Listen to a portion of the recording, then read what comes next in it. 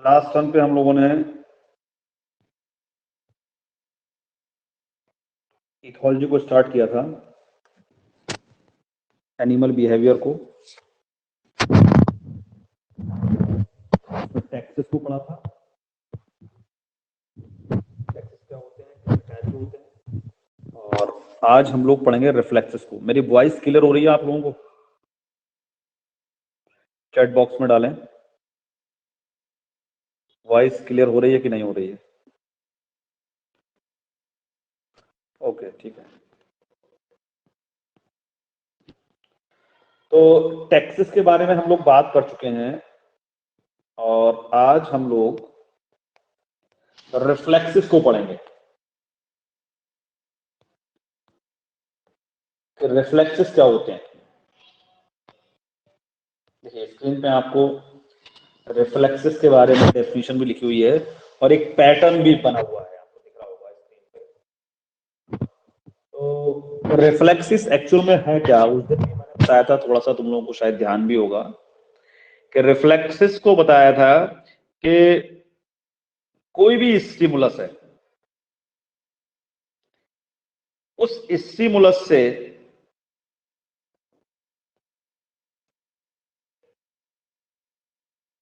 Involuntary stereotype response. समझने की बात यह है कि स्टिमुलस मिला हमें, स्टिमुलस का मतलब हुआ कि हमें कोई बात महसूस हुई कि द ऑब्जेक्ट इज हॉट और कोल्ड, तो ये एक इनवॉलेंट्री स्टीरियोटाइप अगर हम रिस्पॉन्स दें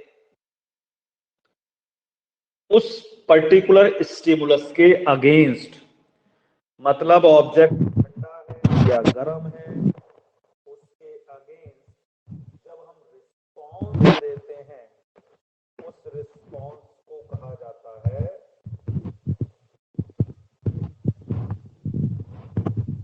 रिफ्लेक्स।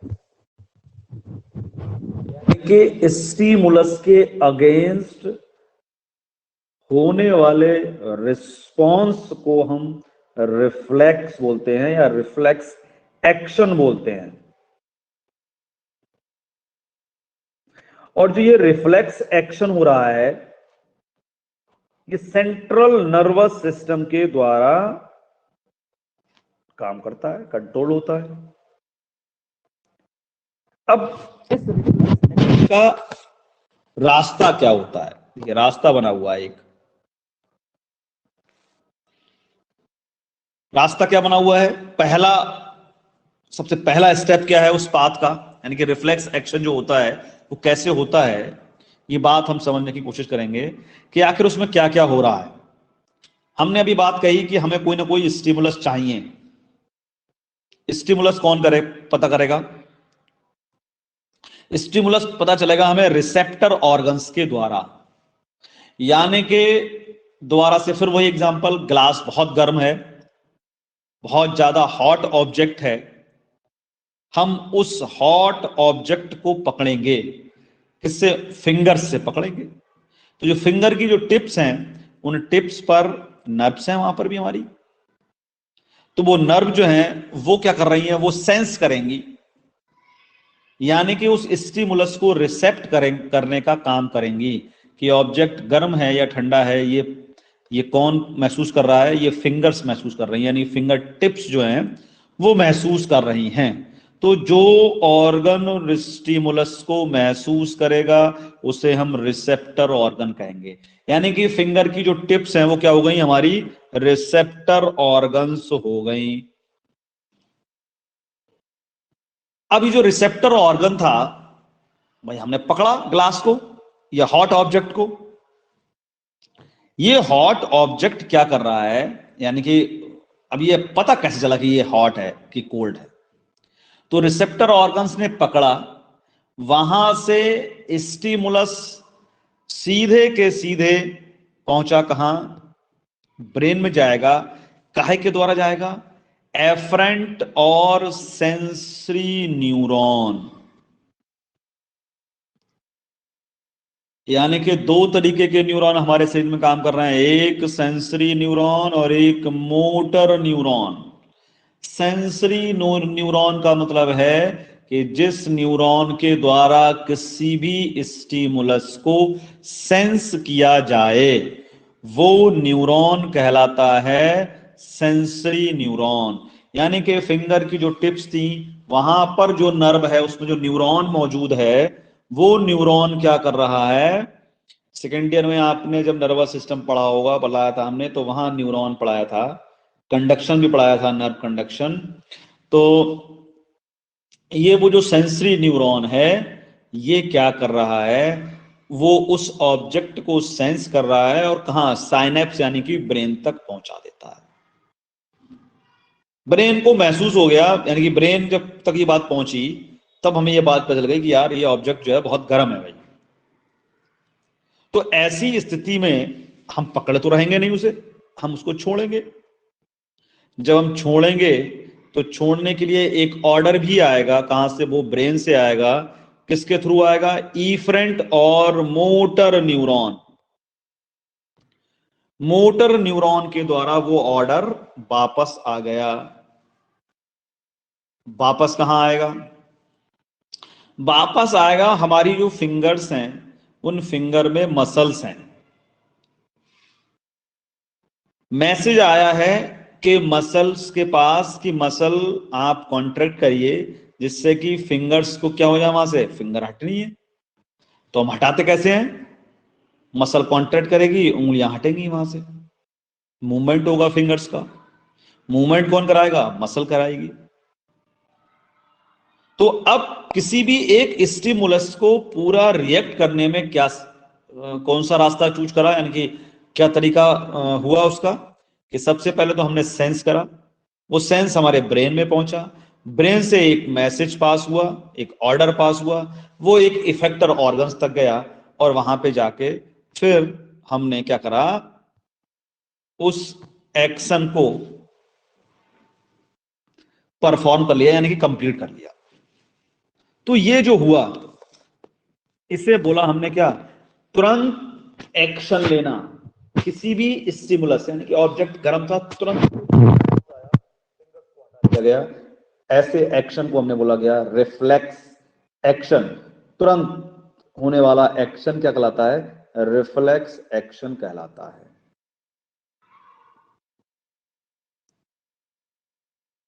अब नीचे लिखा हुआ देखिए, एक एग्जांपल और दिया हुआ है। स्ट्रॉन्ग लाइट में क्या होता है, आईज तुरंत क्लोज हो जाती हैं। Hot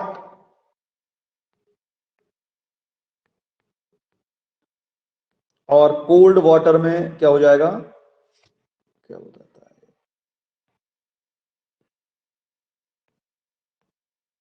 hot and cold water में हम क्या करेंगे, महसूस करेंगे कि आखिर कैसे हमें अपने हाथ को रिमूव करना है या यहाँ पे वहीं पर रहने देना है।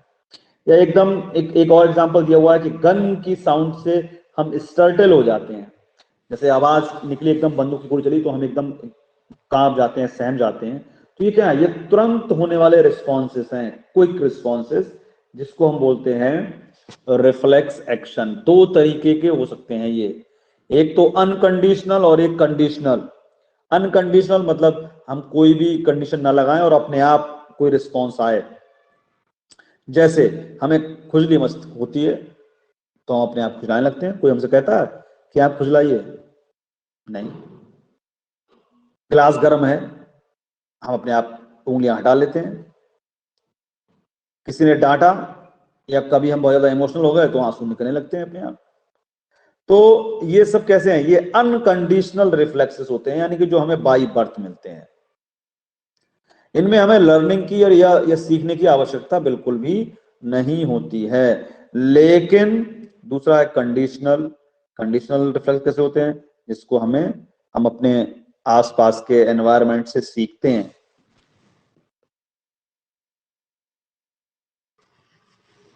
या हम ट्रेनिंग लिखते हैं।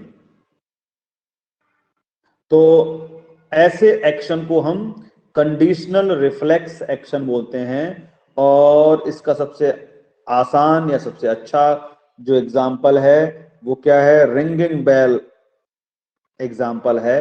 रिंगिंग बेल एग्जाम्पल में क्या हुआ था कि बैल को बजाया जाता था, घंटी को, कुत्ते को बुलाया जाता था और उस घंटी बजाने पर उस डॉग को फूड दिया जाता था।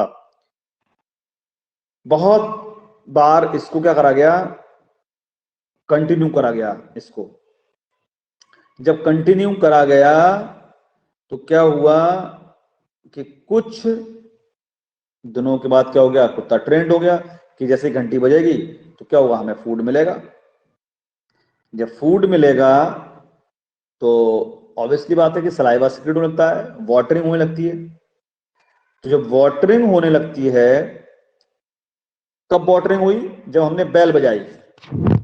लेकिन कभी कभी क्या हुआ कि हमने बेल तो बजाई लेकिन फूड नहीं दिया, तो हमने देखा कि वो जो डॉग था, उस डॉग के माउथ में तभी भी वाटरिंग हो रही थी। क्यों? क्योंकि वो तो ये समझ रहा था कि जब बेल बजेगी तो हमें क्या मिलेगा, खाना मिलेगा।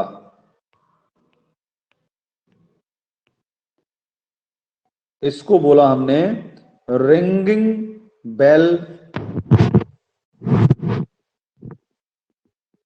एक्सपेरिमेंट। तो दो तरीके के रिफ्लेक्स एक्शन हुए, एक कंडीशनल, दूसरा अनकंडीशनल। नेक्स्ट है आपका इंस्टिंक्ट बिहेवियर, और इस बिहेवियर को FAP भी बोला जाता है, फिक्स्ड एक्शन पैटर्न भी बोला जाता है। जो कैसे होते हैं, कह रहे हैं इनबॉर्न एंड इनफ्लेक्सिबल होते हैं। पैदाइशी होंगे और बिल्कुल भी फ्लेक्सिबल नहीं, इनफ्लेक्सिबल। तो इस प्रकार का बिहेवियर जीन्स के द्वारा डिटरमाइन होता है। अब जीन के द्वारा डिटरमाइन होता है, जैसे कि मकड़ी का जाला बुनना, चिड़ियों का घोंसला बनाना, ये सब क्या है, ये these are the instinct behaviour. और ये बिहेवियर किसके द्वारा कंट्रोल हो रहा है, बर्ड के, सॉरी, जीन्स के द्वारा कंट्रोल होता है। इसको हमें सिखाया नहीं जाता है, ये हमारे ये फिक्स्ड एक्शन पैटर्न होते हैं जिन पर हम काम करते हैं, और ये हमें बाई बर्थ मिलते हैं, यानी कि इनबॉर्न मिलते हैं। अब स्टीरियोटाइप पैटर्न्स ऑफ मूवमेंट, इसमें स्टीरियोटाइप पैटर्न मूवमेंट का स्टीरियोटाइप मूवमेंट होता है, क्या है लिखा हुआ है कि इंस्टिंक्ट बिहेवियर का दूसरा क्लासिक एग्जांपल, एक वर्ड होती है लेग बूज, जो क्या कर रही है, स्टीरियोटाइप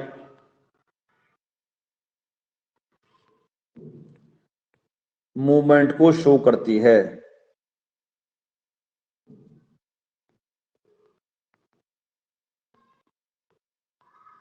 क्या है देखिए इसमें, यानी कि ये ग्राउंड पर शैलो नेस्ट बनाती है और अपने एग को इस पर क्या कर देती है, रोल बैक करती है। यानी कि एक घोंसला बनाया एक छोटा सा, और उसमें अंडे दिए और उस घोंसले को उन अंडों पर लपेट दिया। तो ये बात उसे सिखाई नहीं गई, ये बात उसे हेरिडिटरी यानी कि उसे इनबॉर्न प्राप्त हुआ। तो ऐसा बिहेवियर जो उस हमें इनबॉर्न प्राप्त हो मिले, ऐसे बिहेवियर को हम बोलते हैं इंस्टिंक्ट बिहेवियर। जैसे सिंगिंग है, बहुत सारी चिड़ियां गाना गाती हैं, डांस करती हैं, क्लीन करती हैं। तो ये जितने भी एग्जाम्पल्स हैं, ये सब कैसे हैं, ये सब इंस्टिंक्ट बिहेवियर के एग्जाम्पल्स हैं। क्या होता है, ये बार बार नीचे भाग जाता है भाई। ठीक, तो दो टॉपिक हुए आपके, एक हुआ इससे पहले हुआ रिफ्लेक्स एक्शन, फिर हो गया इंस्टिंक्ट बिहेवियर, और थर्ड वन जो छोटा सा टॉपिक है कहो तो वो भी पढ़ा दूं, मोटिवेशन। चलो मोटिवेशन ही पढ़ लो छोटा सा, फिर कल पढ़ेंगे हम लोग बायोरिदम्स।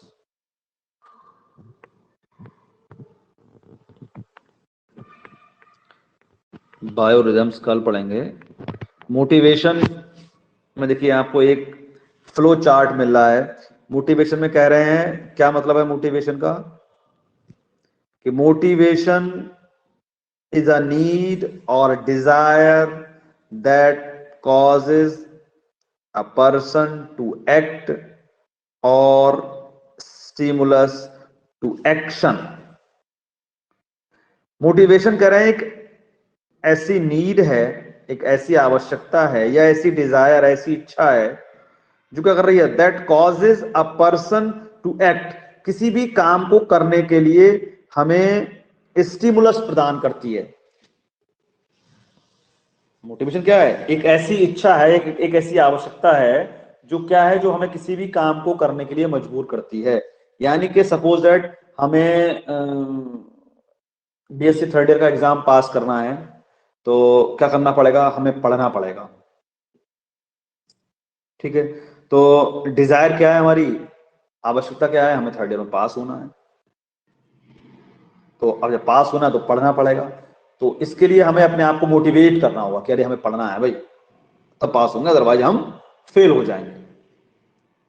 तो किसी भी डिजायर को कंप्लीट करने के लिए जो स्टिमुलस है, जो एक्शन है, वो मोटिवेशन कहलाता है। नीचे हिंदी में भी लिखा हुआ है, देखिए, गोल को प्राप्त करने की एक्टिविटी को क्या बोलते हैं, मोटिवेशन कहते हैं। और इसके लिए एक विशेष बिहेवियर की आवश्यकता होती है, जो जैसे ही गोल हमें जब मिल जाएगा, लक्ष्य हमारा मिल जाएगा, तो ये धीरे धीरे कम होता चला जाता है। एग्जाम्पल क्या दिया हुआ है इसका, सबसे अच्छा एग्जाम्पल दिया हुआ है हंग्री डॉग। जब डॉग को भूख लगती है तो वो क्या करता है, खुद को मोटिवेट करता है, यानी कि इसके लिए कि उसे चाहिए होती है कि फूड मिल जाए। और जिस समय उसे भूख लग रही होती है तो उस समय उसकी जो डिजायर है, यानी कि मूड ऑफ अर्ज है, क्या का फूड को प्राप्त करने का जो मूड ऑफ अर्ज यानी कि डिजायर, पाने की उत्सुकता, चाहत, वो हाईएस्ट होती है कि किसी भी तरीके से उसे फूड चाहिए। और जब उसे फूड मिल जाता है तो धीरे धीरे उसकी भूख शांत हो जाती है और मोटिवेशन का लेवल धीरे धीरे डाउन होता चला जाता है। और ये एक रोटेशनल प्रोसेस है, लगातार रिपीट होती रहती है। हमें नए लक्ष्य को पाना है, फिर मोटिवेट होना है, लक्ष्य पूरा हो जाएगा, मोटिवेशन हमारा कंप्लीट हो जाएगा। तो अब होता क्या है इसमें, एक्चुअल में हो क्या रहा है इसमें, हो ये रहा है कि सबसे पहले हम गोल को सर्च करेंगे कि हमें आखिर करना क्या है।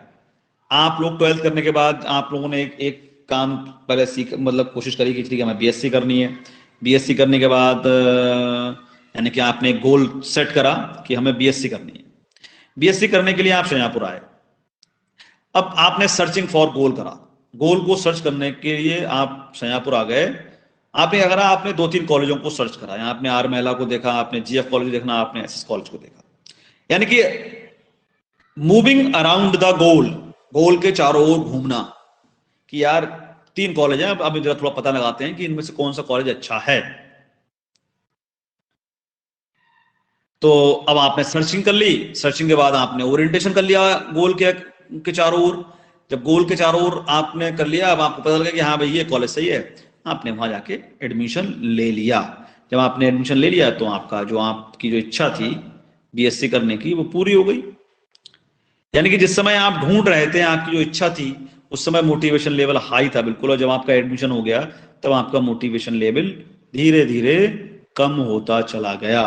आपने बीएससी कंप्लीट कर ली, अब आप फिर एक नए गोल को तलाश करेंगे कि अब हमें करना क्या है, हमें एमएससी करनी है, हमें बीएड करना है। यानी कि अब आपका मोटिवेशन लेवल दोबारा से बूस्ट अप होगा।